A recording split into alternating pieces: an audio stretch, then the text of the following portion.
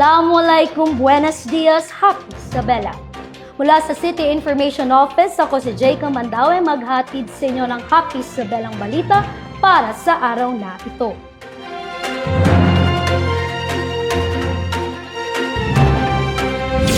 Basilan General Hospital, opisyal ng Basilan Medical Center ang pangalan. Mga guro, punong guro at iba pang kawani ng lungsod ng Isabela nagwagi ng karangalan sa Vintage Award 2024. Happy Force natanggap ang kanilang financial assistance.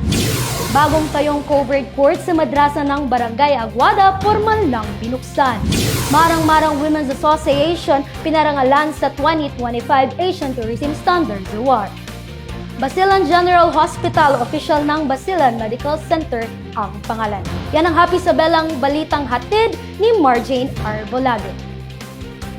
Ang dating Basilan General Hospital ay opisyal nang tinatawag bilang Basilan Medical Center matapos ang renaming ceremony noong ika-7 ng Enero sa main lobby ng ospital. Personal itong dinaluhan ni Basilan Lone District Representative Mujib Hataman at punong lungsod City Jalia Turabin Hataman. Matatanda ang pirmado na ni Pangulong Ferdinand Bongbong Marcos Jr. ang batas na nagtatakdang gawing Basilan Medical Center ang Basilan General Hospital sa bisa ng Republic Act No. 12056 na inakda mismo ni Congressman Mujib Hataman. Well, una, ma-expand yung services, no?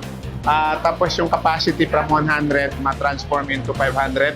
Then yung medical staff, ang ideal, tinanong ko si Yusek Bravo, from current nila na 400 staff, tingin ko magiging 1,500 yung ideal. At the same time, yung mga facilities, mag-improve ang services nito.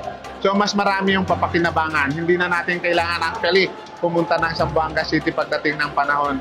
Within 2 years yung implementation period. Pero ang sabi naman ni Yusek, anytime soon after the IRR, magdadagdag na sila ng staff at sisimulan na yung development implementation dito sa Basilan General Hospital, sa Basilan Medical Center. Maraming serbisyo ang ating may bibigay sa ating mga kapwa Basileños. Meron na tayong intensive care unit, the neonatal intensive care unit, at ang ating laboratorio ay tertiary clinical laboratory na po, kasama po ang ating radiology department. Ibig sabihin, ang ating laboratory po ay mas kompleto na po at higit sa lahat, mas magdadami po ang ating mga espesyalista sa Basilan Medical Center. Ang mga doctors natin na ngayon ay 42 doctors na po at maraming espesyalista ay mas hihigit pa po ng 100 sa pag-increase natin ng Basilan Medical Center. Ibig sabihin nun, lahat ng ating mga pasyente na pupunta sa Zamboanga ay pwede na pong mag-avail ng mga services na pwede nating ibigay dito sa Basilan Medical Center dahil sa pinalawak ng RA 12056. Ang pagbabagong ito ay isang mahalagang hakbang tungo sa mas maayos at abot-kayang serbisyong medikal para sa lahat ng Basileño. Ako si Marjane Arbolado para sa Balitang Happy Isabela. Salamat Marjane, at sa iba pang mga balita, mga guro, punong guro at iba pang kawani ng lungsod ng Isabela nagwagi ng karangalan sa Vintage Award 2024.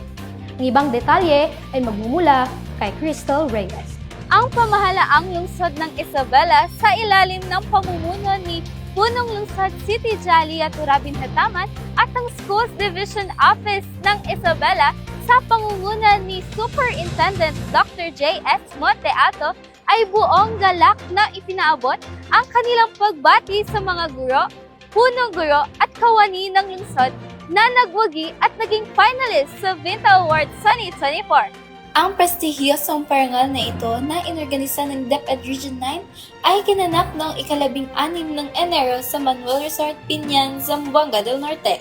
Ang Vinta Awards of Venerating Innovation for Noteworthy and Trust-Based Achievements ay isang taunang pagkilala sa mga kawani ng DepEd Region 9 na nagpakita ng kahusayan, dedikasyon at makabuluhang kontribusyon sa larangan ng edukasyon.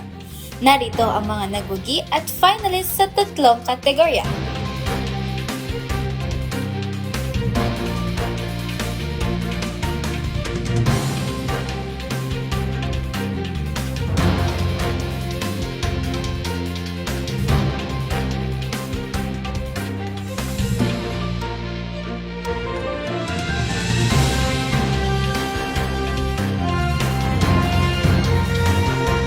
Happy Force na tanggap ang kanilang financial assistance.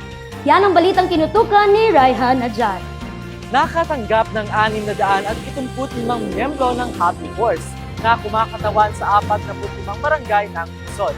Ang financial assistant na nagkakahalaga ng 6,000 pesos bawat isa mula sa pondo ng Office of the City Mayor nitong ika-6 na Enero bilang suporta ng pamahalaang lungsod sa mga inisyatibong naglalayong mapanatili ang kapayapaan sa lungsod. Personal na dumalo sina punong lungsod si Tijalia Turabin Hataman at Basilan Lone District Representative Mujib Hataman at nagpapasalamat sa kanilang walang sawang serbisyo. Matatandaan na kinikilala ang lungsod ng Isabela sa 2024 DILGA Layag Awards for Excellence in Local Governance, kung saan tinanghal na kampyon ang Happy Force para sa Best Innovation in Peace and Order Governance. Ako si Raihan Diajal, nag-uulat para sa balitang Happy Isabela.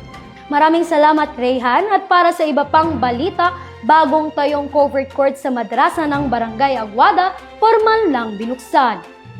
Yan ang detalyeng hatid ni Almadura at Tara. Formal nang binuksan ang bagong multipurpose covered court sa Mahad Al-Mubarakat Al-Arabi Al-Islami sa Barangay Aguada noong ika-5 ng Enero. Ang covered court ay pinondohan mula sa 20% development fund ng lungsod na nagkakahalaga ng mahigit 4 na milyong piso.